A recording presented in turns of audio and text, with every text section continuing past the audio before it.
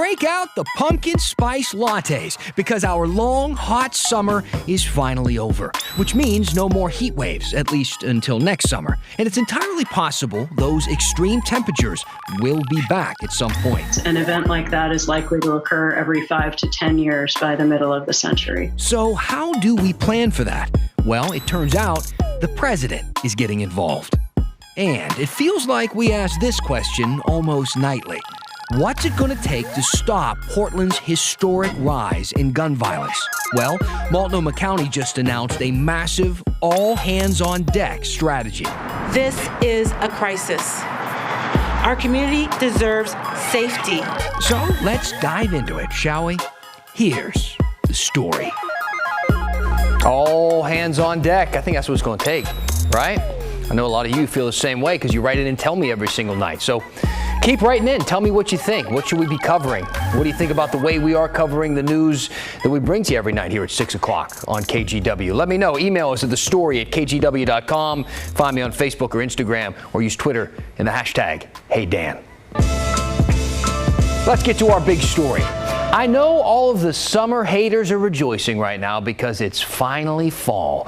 The leaves are changing color, the pumpkin spice flavored everything is everywhere, my green tie is on, and the weather is getting cooler. The last one is a big relief for a lot of people after the summer we just had. Right back in June, more than 100 people in Oregon died from the extreme heat, and that got President Biden's attention. This week, he's launching a new government-wide strategy to battle extreme heat. But what exactly does that mean for us? Here's Keely Chalmers. This past summer, the Pacific Northwest experienced a rare heat wave, also called a heat dome, that sent temperatures soaring and many in our vulnerable populations to emergency rooms.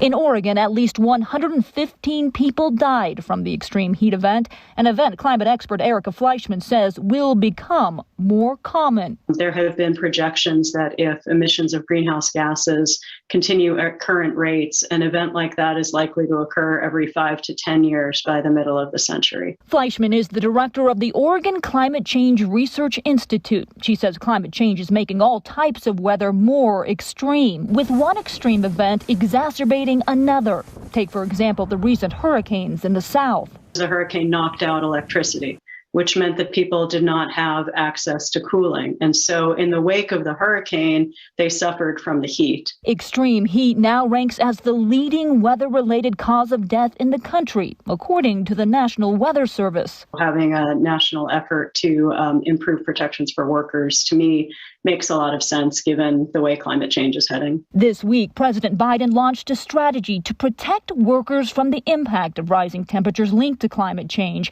Oregon and Washington are among a handful of states with heat standards for those working outdoors.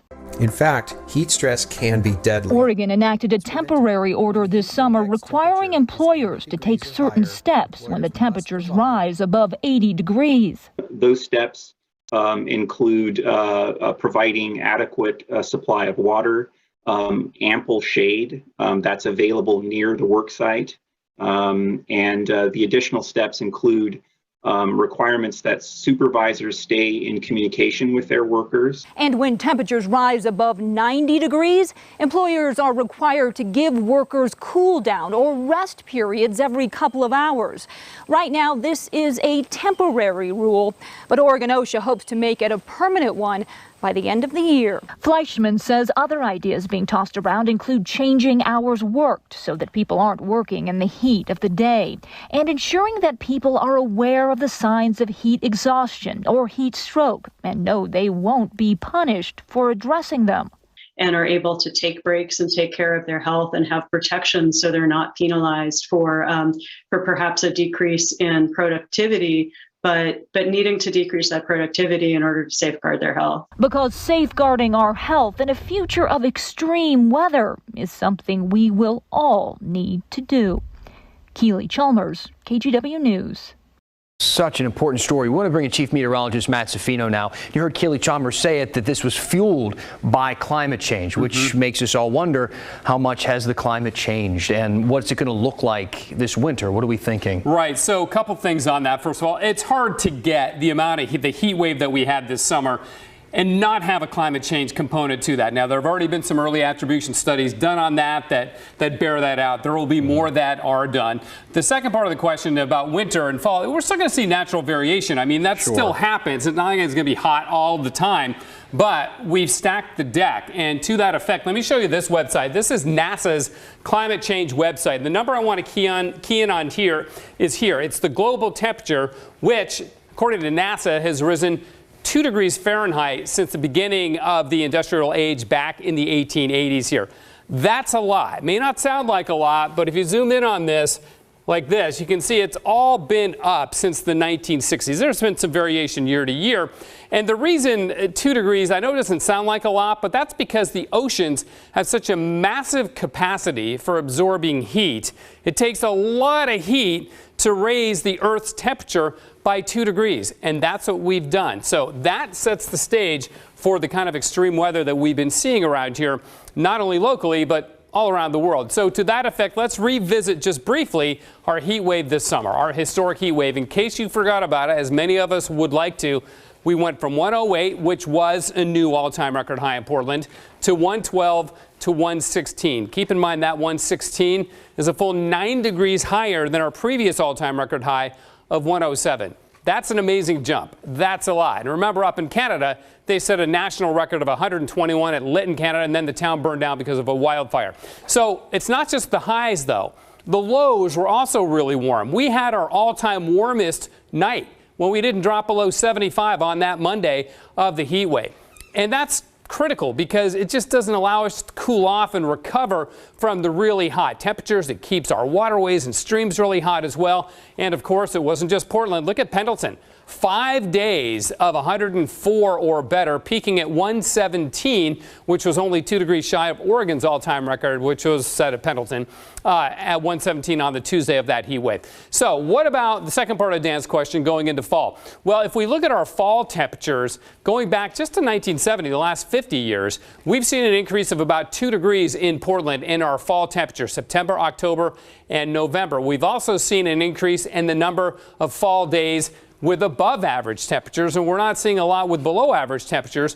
12 degrees more since 1970, days in the fall with above average temperatures, and this is reflected across much of the West. Now, this is the fall warming around the country. You can see the middle part of the country hasn't seen a lot of warming, but parts of the West have seen a lot. 3-4 degrees here since 1970. So again, we've sort of primed the pump, Dan, for seeing more warm weather and fueling these extreme weather events that we've been experiencing so many of in the last few years. Back to you. Yeah, those numbers tell the story. Thanks to Matt. Now, part of the president's extreme heat plan also includes helping low-income households to get air conditioning. Most of the people who died in Multnomah County during June's heat wave, during that extreme heat, people who didn't have air conditioning. So it's kind of an obvious issue that needs to be fixed, something that would have saved people's lives. But it did get me thinking.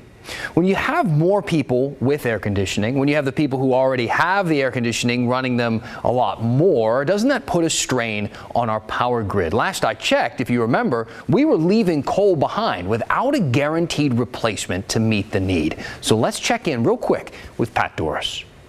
Well, that's a great question, Dan. You'll recall in my special report, Power Struggle, we took a look at future demand and then also future supply. And the supply gets kind of interesting. Over the next 5 to 10 years, there's going to be a lot of coal-fired electric plants throughout the Northwest that are taken offline and decommissioned. So that is going to take a lot of load away. Now, the utilities hope to make up for that with renewables. But it is going to be an interesting dance that takes part. So what does adding air conditioners into that do? I checked in with PGE, which is the largest utility for people in the greater Portland area, and they said not that much. They're not concerned for 2 reasons. Number one, because they think that if they are added, it would be gradual and over time, so they'd be able to kind of absorb that. And then number 2, they say that 80% of their customers currently have air conditioning. So it wouldn't be like you go from 0 to 100 and then like, holy cats, what's going on with the system here? So they can tell when everybody has their air conditioning turned up high on super hot days. They just don't think that adding new ones would be that much of an impact. At least that's what PGE said.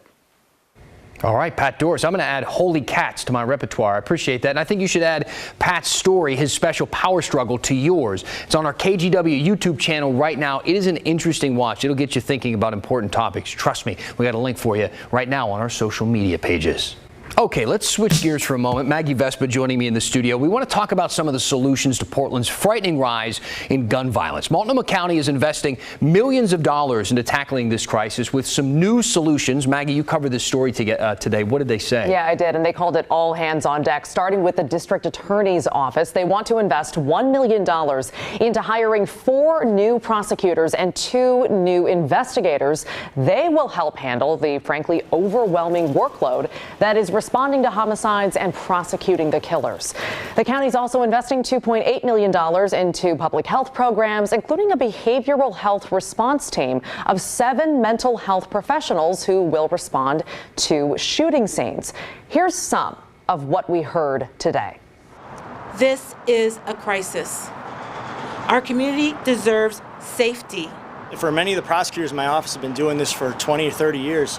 Once in a career surge in this in violence crime. And you could just see that in just this year, in the first 8 months of this year alone, they've made 285 gun-related prosecutions, which is probably more than we've made in the last several years combined. Now, I want to shift to Portland police for just a second, though. Most of these shootings and homicides are in Portland, and the city is now saying that what they need is more police officers. Yeah, it's a little bit of a change, right? They definitely are saying that. And of course, we know since record budget cuts last summer, close to 150 police officers have left the bureau. Well, now Mayor Ted Wheeler and some commissioners want to beef up Portland police ranks by rehiring retired officers. So I asked everyone at that county presser if they agree that needs to happen. The sheriff was blunt. I believe the Portland Police Bureau is understaffed. They're under-resourced. They don't have enough officers to respond to all of the events that are happening in their community. They don't have enough detectives working homicide cases to put investigators out doing follow-up leads while literally they're responding to the next homicide. So they need additional resources to be effective. They also need the support of their elected officials. Okay, so now let's get to District Attorney Mike Schmidt. He's been a real advocate, as we know, for criminal justice reform, and progressives in Portland who wanted to defund the police often champion his policies. So I asked him today, is pushing to rehire officers an admission that Portland's plan to defund the police didn't work? Here's what he said. Yeah, I don't see this as a pivot back, and I don't think that we should be trying to go back or think about, what is the way it used to be. I think what you see up here today is the approach that we need to be taking regionally, and so we're doing this at the county level. It needs to be going on also with the city level, where we're working with health and DCJ and community. I think that's the approach that's going to help. So I'm not interested in going back to the way things were, but thinking about how are we leveraging all of our resources in the community. So that's what we'd like to see happen. Now, it is worth noting the city has made investments in community groups and policing alternatives similar to what we saw today from the county, but at least some county leaders are definitely, as you can see, agreeing with the mayor that Portland needs more police, or they believe these shootings will continue. All right. Maggie Vespa, thank you. Sure. I hope that none of you are eating dinner right now, because we're about to talk about something that's pretty unappetizing. And it was all blackish, kind of black, watery black stuff. The smell was gag-making. It was so disgusting. Yeah, the only thing worse than having a city sewer line back up into your home is having to pay for all the cleanup. When the story continues.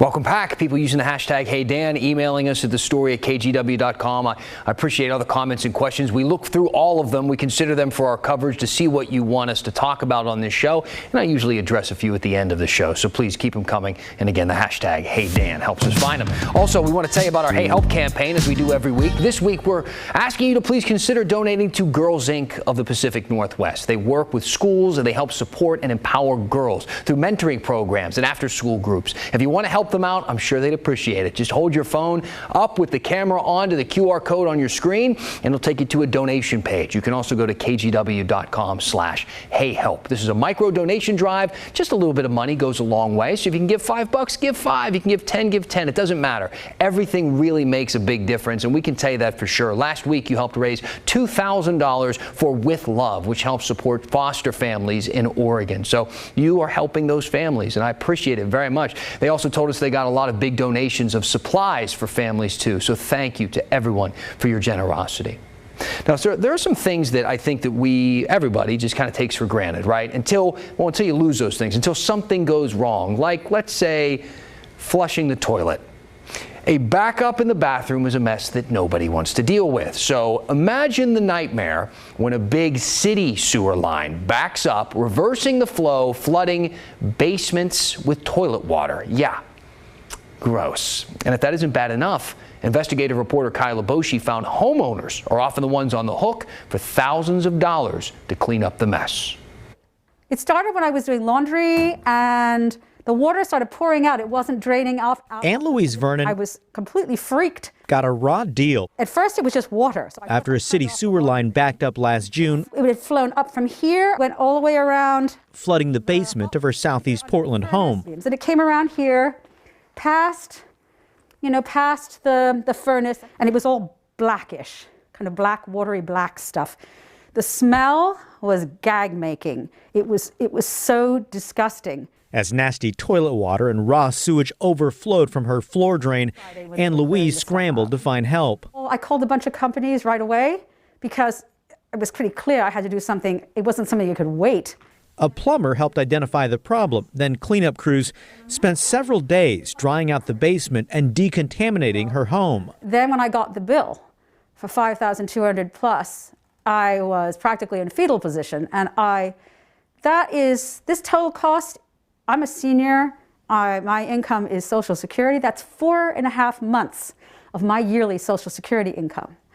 I was, devastated. It's a huge financial burden for me. Aunt Louise figured the city would reimburse her for the emergency cleanup. But oh man.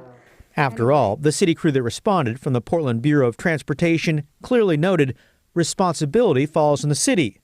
The main sewer line, the one beneath the street, was backed up. And inspectors later found the city pipe has sags where debris collects and build up over time. So did the city pay? Not really. The city claimed it has maintained this sewer line in a reasonable manner, and it was not on notice of any prior issues. Therefore, the city is not liable. The city did offer Aunt Louise roughly $1,500 to help pay for the plumber and half of her homeowner's insurance deductible, but that covers only a small portion of her $5,000 cleanup bill. It sounds basically like they just don't want to pay. And they feel they can just go and blow me off. And I'm a little old lady, what am I going to do? They'll make it as hard as they can, so I'll go away. And Aunt Louise is not alone. A KGW investigation found over the past 3 years, 194 Portland property owners have sought compensation for similar sewer backups. Of those, the city has paid out more than $360,000, with more pending. These sewage backups are part of a larger problem. Portland's sewer infrastructure is old and overburdened. Much of the city's sewer pipe system is more than 80 years old. We're heavily invested in upgrading older pipes so they can be reliable now and into the future. That's Diane Dolkin, a spokesperson for the Bureau of Environmental Services, explained the city is gradually working to replace aging and undersized sewer pipes, and the incremental improvements appear to be working. The number of urgent calls for sewer backups has started to decline. Keep in mind, there can be unforeseen problems like tree roots, cooking grease, or stuff people shouldn't flush down the toilet, that can also clog sewer pipes. Most sewage backups are preventable. They're preventable by the city to do large-scale construction projects to replace old pipes, and they're preventable by residents by not flushing things that should not go down the drain. There's something rotten in the state. But for Ann Louise, this was no freak accident. The city admitted in a letter the sewer main had some sags in the line, and it's been placed on an accelerated cleaning schedule until a capital improvement project can address the sags in the line. It was made very clear to me that the issue was not with my line, that it was the city main. So if that had not been clogged, I would never have had putrid raw sewage in my basement. According to the EPA, when backups are the result of conditions in the municipal sewer system, the municipality is responsible for cleaning up and preventing backups. As an example, the city of Gresham pledges, unless it's 100% certain the sewer backup occurred in the private line, the city will pay for preliminary cleanup at no charge to the owner. But Portland, the city's risk management division, which pays out claims, declined our request for an interview. In an email, a spokesperson explained a variety of factors go into evaluating a claim, including compliance with legal notice and timeliness requirements and factual considerations, adding, the city pays all claims for which it is determined to be legally liable. It was gross. For this Portland property owner, I'm pretty ticked off. All this legal jargon God. just stinks. I mean, if you don't laugh, you have to have a little black humor. She's on a fixed income, can't afford a lawyer, and the city isn't budging. So she's stuck with a $5,000 cleanup bill after the city's sewer main backed up into her basement. Oh, man, it was so disgusting. Okay, Kyle Iboshi joining us now. So, Kyle, while I'm watching that, I'm thinking, what about homeowners insurance? Will that take care of it? Right. She's got homeowners insurance. $2,000 deductible. Her concern, one, she doesn't have the money to pay that, and two, she's worried her rates are going to go up. She also thinks, listen, the city is to blame here, not her. A lot of cooks in the kitchen, a lot of people kind of involved. Who is going to take lead on helping this woman? Right. It's really confusing. So PBOT, they respond to the incident initially. Then Environmental Services, they look and identify the problem and fix it. Then Risk Management, they determine whether a resident should be compensated, whether they should get paid out as a result of damages. Plus, you mentioned she's on a fixed income. That's got to be tough. Is anybody stepping up to help her out in the meantime? Well, we asked the city, are there resources available for people who can't pay? And they said they don't know of any resources that are available. So in this situation, even though she may not have the money, the city's not able to help. Tough. All right. Kyle Iboshi, thanks. Now, let's talk about breakthrough COVID cases for just a minute. That's when someone who is fully vaccinated, as you probably know, tests positive for the virus. And each week, Oregon Health Authority, they update us on the number of breakthrough cases in the state. Here is a chart right now that they sent us today showing cases over the past 9 weeks. I know there are a lot of numbers on there, but I want you to look at the column on the right. That's the percent of COVID cases that are breakthrough cases. You can see it has remained around 20% of all cases each week. The actual number of breakthrough cases has gone up and then down as total cases have gone up and then down. But the percentage rate has stayed about the same. So you might be thinking, man, 20%. That seems awfully high, right? Well, it's not insignificant, but the total number of breakthrough cases so far in Oregon still only makes up a very small fraction of the number of fully vaccinated people. In fact, it's less than 1%.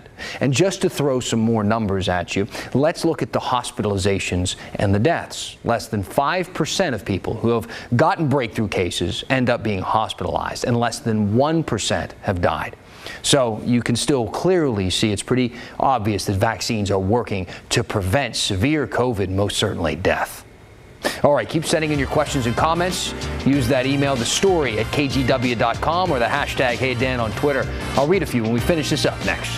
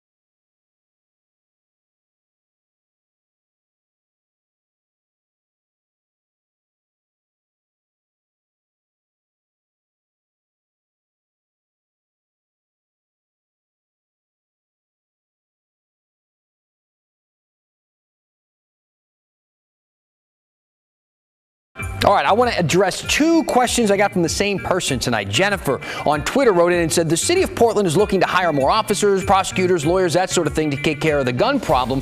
Why aren't people focusing on the number of guns on the streets and the increase in sale of guns over the last 5 years? So, Multnomah County Sheriff's Office, they actually told us today that deputies have confiscated 719 illegal guns so far this year. That's up from 319 in 2020. So more than double the amount of guns have been taken off the streets this year. By the way, those guns get melted down. They're not being resold. So those guns are gone for good. Jennifer also asked, when will KGW and the other news organizations start talking about gun sales and how much they've gone up over the past 5 years? So we have actually discussed that as well. And it's what you're seeing on your screen right now. It was our gun special that we put together, a half-hour special earlier this year called Understanding Gun Violence. As you can see, what we're showing you is our YouTube channel. So it's on there right now. Just type in KGW Understanding Gun Violence, and it is worth a watch. Now, Jennifer, I'm not giving you a hard time for asking two questions that we were able to kind of easily answer here at the end of the show. My producer, Stephanie, getting that together because we got those